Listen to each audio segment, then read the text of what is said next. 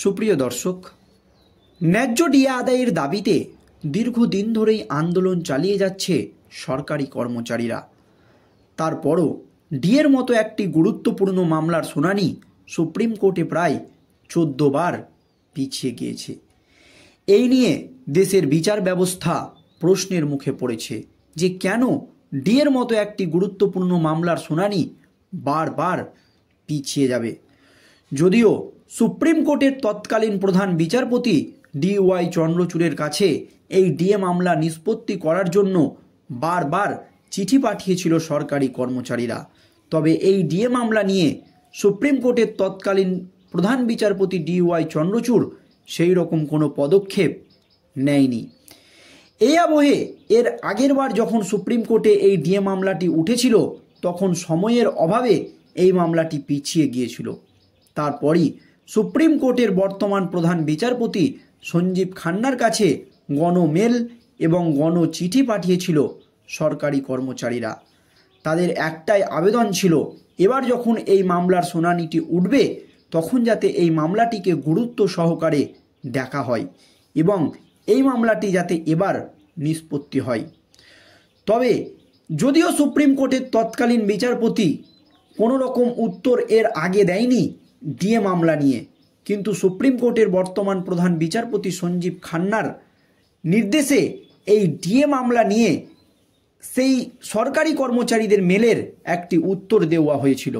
Supreme কোর্টের তরফ থেকে জানানো হয়েছিল যে এই ডিএ মামলাটি এবার গুরুত্ব সহকারেই শোনা হবে এবং গুরুত্ব সহকারেই দেখা হবে। এই আবহে 25শে মার্চ সুপ্রিম কোর্টে ডিএ মামলাটি উঠতে চলেছে। তাহলে কি সেদিন ডিএ মামলার নিষ্পত্তি হবে? এই নিয়ে বিশিষ্ট আইনজীবী বিকাশ রঞ্জন ভট্টাচার্য দাবি করেছেন এই ডিএ মামলাতে দীর্ঘ শুনানির প্রয়োজন নেই। এই ডিএ মামলাটি মাত্র 15 মিনিটেই নিষ্পত্তি হয়ে যাবে। সরকারি কর্মচারীদের জয় শুধুমাত্র সময়ের অপেক্ষা, এমনই দাবি বিকাশ রঞ্জন ভট্টাচার্যের। তবে বিচারপতিরা মনে করছে যে দীর্ঘ শুনানির প্রয়োজন, সেটা নিয়ে আমার কিছু বলার নেই। এই আবহে বিশিষ্ট আইনজীবী ফিরদৌস শামীম বলেছেন এবং রাজ্য সরকারকে কার্যত হুঁশিয়ারি দিয়েই তিনি বলেছেন যে মুখ্যমন্ত্রী মমতা ব্যানার্জি আপনি এবার ডিএ দেওয়ার জন্য তৈরি হন। সরকারি কর্মচারীদের ডিএ মামলার জয় শুধুমাত্র সময়ের অপেক্ষা। এবার সুপ্রিম কোর্টে ডিএ মামলার নিষ্পত্তি হতে চলেছে। আর এই আবহে সুপ্রিম কোর্ট থেকে একেবারে একটি গুরুত্বপূর্ণ আপডেট আমাদের কাছে এসে পৌঁছেছে।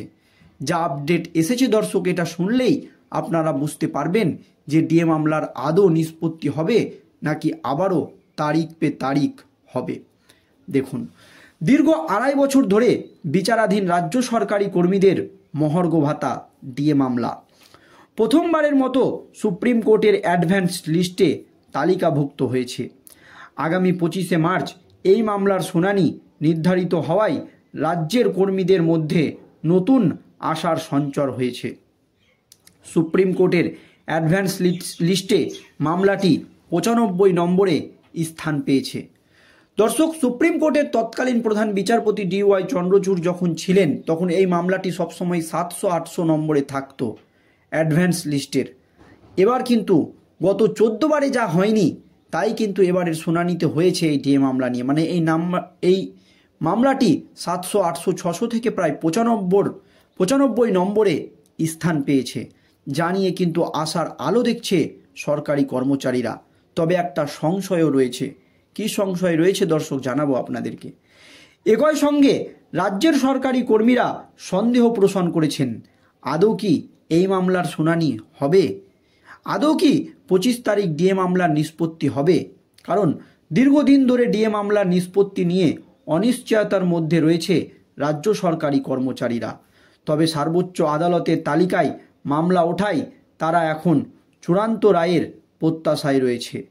নবান্ন সূত্রে জানা গিয়েছে শুনানির প্রস্তুতির জন্য রাজ্য প্রশাসনের উচ্চপদস্থ আধিকারিকরা দিল্লিতে অবস্থিত সরকারি আইনজীবীদের সঙ্গে যোগাযোগ বাড়িয়েছে। পাশাপাশি আইন বিশেষজ্ঞদের সঙ্গেও আলোচনা চলছে রাজ্যের। শিক্ষা অনুরাগী ঐক্য মঞ্চের সাধারণ সম্পাদক কিঙ্কর অধিকারী বলেন, সুপ্রিম কোর্টে ডিএ মামলার শুনানি 14 বার পিছিয়ে দেওয়া হয়েছে। আগামী 25শে মার্চ আবার শুনানির দিন ধার্য হয়েছে। ওই দিন যথাযথ শুনানি হবে কিনা তা নিয়ে সংশয় রয়েছে। এদিকে দিনের পর দিন শুনানি পিছিয়ে দেওয়ায় কর্মচারীদের লক্ষ লক্ষ টাকা অযথা ব্যয় হচ্ছে। তাই যথাযথ শুনানি এবং এই মামলার দ্রুত নিষ্পত্তির আবেদন জানিয়ে সুপ্রিম কোর্টের উদ্দেশ্যে পুনরায় গণমেল কর্মসূচির ডাক দেওয়া হয়েছে। দলমত সংগঠন নির্বিশেষে রাজ্যের সমস্ত শিক্ষক কর্মচারী মহলের কাছে এই আহ্বান জানানো হয়েছে। মেলের বয়ান এবং সুপ্রিম কোর্টের মেল আইডি আমরা সর্বত্রই দিয়েছি। কর্মচারী সংগঠনগুলির পক্ষে মলয় মুখোপাধ্যায় বলেন, দীর্ঘ প্রতীক্ষার পর সুপ্রিম কোর্টের অ্যাডভান্স লিস্টে মামলাটি উঠেছে। 25শে মার্চের শুনানি আমাদের জন্য অত্যন্ত গুরুত্বপূর্ণ। আমরা আশাবাদী ন্যায় বিচার পাব। প্রসঙ্গত উল্লেখ্য, কেন্দ্রীয় সরকারি কর্মচারীদের তুলনায় রাজ্য সরকারি কর্মচারীদের ডিয়ারনেন্স অ্যালাওয়েন্স কম দেওয়ার বিরুদ্ধে এই মামলা দায়ের করা হয়। গত কয়েক বছর ধরে এই নিয়ে বিক্ষোভ, আইনি লড়াই চালিয়ে যাচ্ছে রাজ্যের কর্মীরা। সুপ্রিম কোর্টের সিদ্ধান্ত এখনও সকলের দৃষ্টি আকর্ষণ করছে। এই মুহূর্তে কেন্দ্রীয় সরকারি কর্মীরা 53% ডিএ পাচ্ছে। অন্যদিকে রাজ্যের সরকারি কর্মীরা প্রায় 18% ডিএ পাচ্ছে। কিন্তু এই ডিএ মামলা নিয়ে একটি সংশয় রয়েছে, কারণ এই ডিএ মামলাটি অ্যাডভান্স লিস্টে উঠলেও এর আগে এই ডিএ মামলাটি প্রায় 45 নম্বর কজ লিস্টে ছিল, কিন্তু এবার এটা শুধু এক ধাপ বেড়ে 44 হয়েছে, অর্থাৎ শুধুমাত্র এক ধাপ বেড়েছে। এতে কি আদৌ এই ডিএ মামলা গুরুত্ব দিয়ে সুপ্রিম কোর্টের বিচারপতিরা শুনবে? আদৌ কি সময় পাবে? এই নিয়ে কিন্তু এখনও সংশয়ে রয়েছে সরকারি কর্মচারীরা। কিন্তু 25 তারিখ এই ডিএ মামলার উঠলেও বা শুনানি হলেও এই মামলার নিষ্পত্তি হওয়ার সম্ভাবনা খুব কমই রয়েছে দর্শক।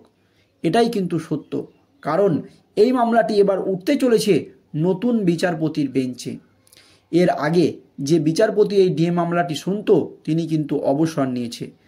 তাই নতুন বিচারপতি এই ডিএ মামলা নিয়ে কি পদক্ষেপ নেয় সেই দিকেই কিন্তু আমাদেরকে নজর রাখতে হবে। তাই সরকারি কর্মচারীরা এই নিয়ে আশঙ্কা প্রকাশ করেছে যে শুধুমাত্র 1 নম্বর কমেছে এবং এই মামলাটি নতুন বিচারপতির বেঞ্চে উঠছে। সেক্ষেত্রে কি আদৌ ডিএ মামলার নিষ্পত্তি সম্ভব 25 তারিখ? সেটা 25 তারিখ সুপ্রিম কোর্টের বিচারপতিরা কি রায় দেয় সেই দিকেই আমাদেরকে নজর রাখতে হবে। ধন্যবাদ।